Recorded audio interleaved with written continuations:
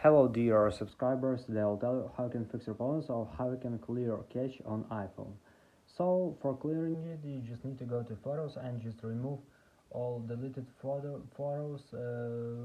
Also, they will be in the folder and they will be saved for 30 days, but you can also just remove them from this folder. And another thing you can try to close all the apps. Just press 2 times home button and you will see all the apps, so just swipe up and you will close it. Also, if you have another iPhone, you can just swipe and you will see all the apps, so just close them. So another thing you can try to restore your phone. So just go to the settings. In the settings you need to find general. In the general, just scroll down, just tap on shutdown, slide to power off, wait a few seconds and just power your phone again. So just simply restore your phone. So thanks for watching, have a nice day, subscribe to my channel, click like and bye.